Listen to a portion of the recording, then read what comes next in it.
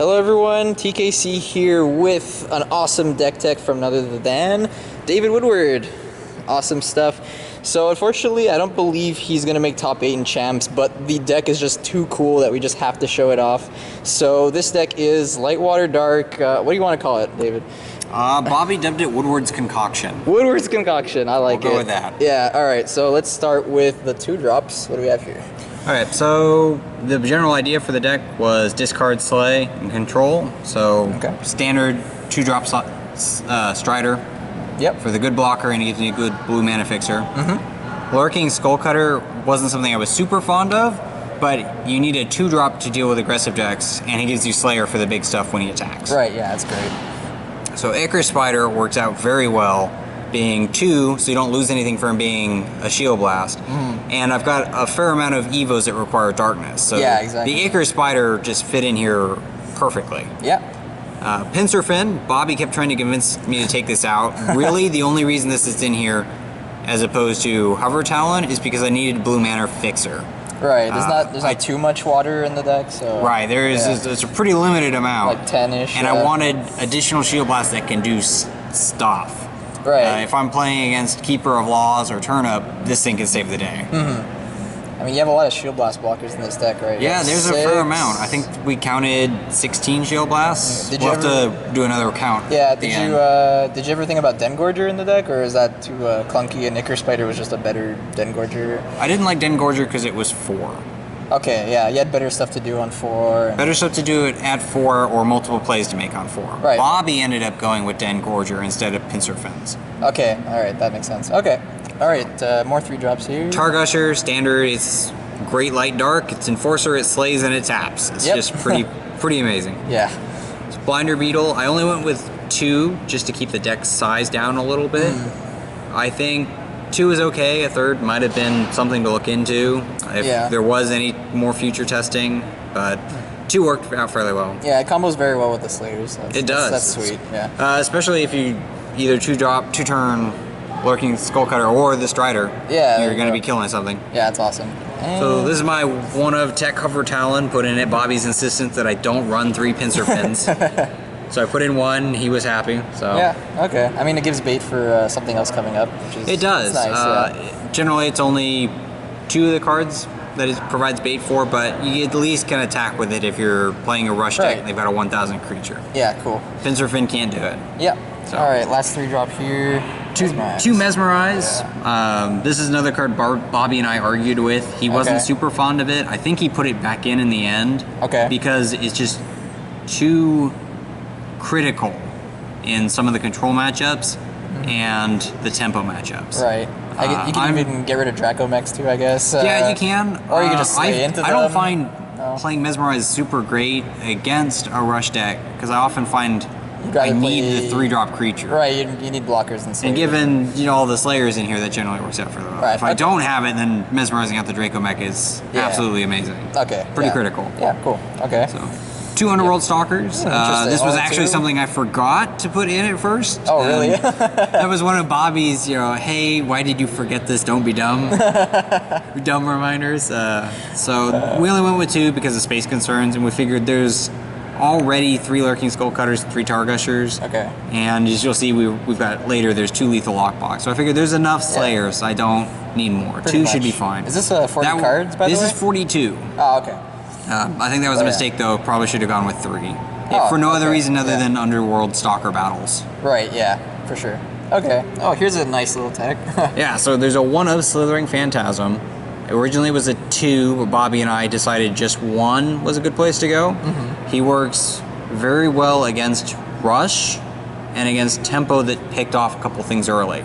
Because if you drop 1, 2, 3, any of these guys early on, or you drop 1 of them and then they hit either the Icarus Spider or, as you'll see later, a Lethal Lockbox as a Shield Blast.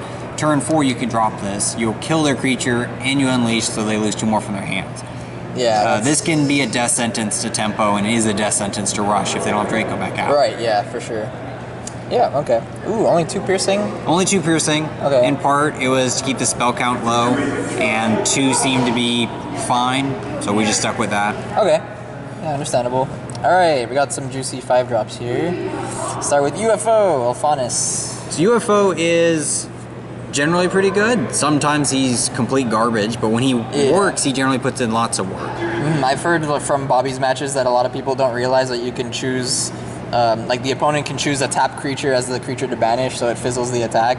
Right. So that caught a lot of people off guard, which is pretty cool. Unfortunately, I didn't have that experience, but yeah, if you don't realize that, you end up killing 2 and potentially getting a shield back. So the advantage you gain is quite noticeable. Yeah.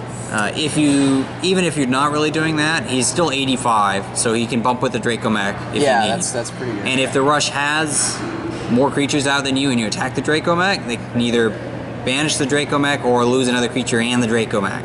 Right. The best part is you don't trigger the Draco Mech ability pretty much by moving it. Yeah, which is cool. All right, 2 Beetle Prime. 2 primes, pretty standard. Any sort of tempo or control and rush is standard everywhere if you're running yellow. Right. There's only 2 because of the size concerns and the Evo count. But as with Binder Beetle, that probably should have been a 3 of. I hate that, it's so good. but it's so critical. Right, yeah, exactly. Especially if you're trying to do an Underworld Stalker battle, you need a good way to tap and attack your opponent's Underworld Stalker. Yeah. So this is the best way to answer that. Yeah, for sure. All right, 2 lethal lockbox starting off the 6th slot. Yeah, so this is another card Bobby and I argued a little bit on. I liked it because it was another anti-rush option. So they were crashing with Draco Mech. If I didn't have a Slayer, now I've got one. Yeah. Bobby doesn't like it because he's 6, so you're not going to want to play a 6-for-2 Slayer. Yeah. Ultimately, I went ahead and stuck around with him just to make sure I had the extra Slayer. I don't think today it mattered at all whether that was a lethal lockbox or a Den Gorger or anything else. It was pretty much in my hand every time and it went to mana. Yeah, I think with the Chronarch, which is coming up really soon, I think it makes it more understandable to play it without worrying about it because you can just manipulate it into your shields if needed. So Right. Yeah, it's cool. All right, here are the juicy cards. Here's the concoction part, I guess you could say.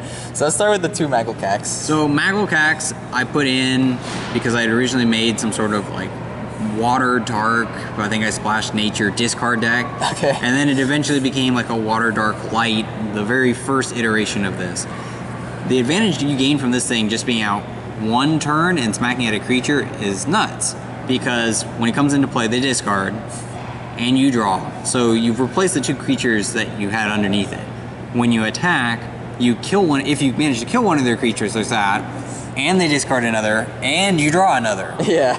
This thing is bonkers. Right, yeah. And I'm a little disappointed I didn't figure that out earlier. I guess in some ways I am, because Carl was filming feature matches. Right, yeah. But he's pretty nice. He's another card I almost think should have been a 3 of, because he's essentially a small draw engine. Yeah, you have so much cheap bait over there that it's probably not too clunky, I guess you can say. Yeah, and worse, and there's Shield Blast bait. I mean, even the Pincer Fin works for it. Yeah, and it's a good water darkness source too, because I think that's the only one in the deck. Yeah, everything else is like water or like dark, so that's really cool. All right, 3 Chronarch. Explain this card right here. Okay, so Chronarch was one of the cards I really wanted to break, the other being Crotarch the Mirror, when I saw the Vortex cards. So a lot of people initially poo-pooed it, and in part for good reasons. It has to live past your opponent's turn, and only has 4,000 power to do it. But the reason he's so weak is because his effect is so incredible. Obviously in tempo you want Finbar, because that's removal and draw on every attack. But if you're more interested in a control style, Chronarch is the way to go. Right. Because you're getting the draw and the shield manipulation. So there were frequently times I played him and I was manipulating into Arbiters into my shields, or even times pulling Arbiter out because I want to cast it to tap down 2 guys and slay them. He would be even better in some sort of light dark water control, is running stuff like Serpents, going for the not big 8, 9, 10 drops. But this card is one of those cards a lot of people talked bad about, and actually in play is much better than you'd think. I've heard stories where it just sits there for so many turns that in the end all your shields are blast, basically. Yeah, and I had a couple of those. You just can't do anything about that. Yeah, exactly. And worst case scenario, if you were against a tempo build earlier, you do the UFO on 5 or 6. After a couple turns, you built up shields, and then you Chronarch. There you go, yeah. That's the other big thing to him is you don't generally drop him on turn 6 unless you've got control of the board. Because he's just going to be a giant magnet. I mean, worst case scenario, I'd rather them Terrapit the Chronarch than Magglekax. Right. In a lot of situations, but ultimately, yeah, a very good card. All right, so Tech Reverberate. One of Reverberate, at Bobby's suggestion, he originally had 3 Chronarchs and then swapped them out for Finbars and then realized the Finbars didn't work well in this build. So he swapped it back out for 2 of them and 1 Reverberate. Okay. And I realized ultimately that's a really good thing for the control mirror specifically. Or tempo if ever we're just sitting there dropping Slayers on both sides of the board. Right. With UFO, you can regenerate the shields to end up drawing, and it's another good blue source for me. True, yeah. And lastly, we got some Shield Blast here. These are pretty typical, but we have 3 Arbiter and 3 Terrapit. The nice Terrapit as well. It's awesome. So, I guess that rounds it up. Really cool stuff, David. Thank you for doing the Tech Deck, and congratulations. How well did you do, by the way? You went... I went, what was it, like 5-4 in the end. Okay. Lost 1 in draft and lost a couple games. Some of them I threw away, other games very well deserved by the other people. Just completely flattened me. Okay, and Bobby went worst case scenario, it was a whole lot of fun. Yep. All right. Thank you very much, David. Thank you for doing the Tech Deck. You're quite welcome. Yeah. This is TKC signing off. See you later, guys.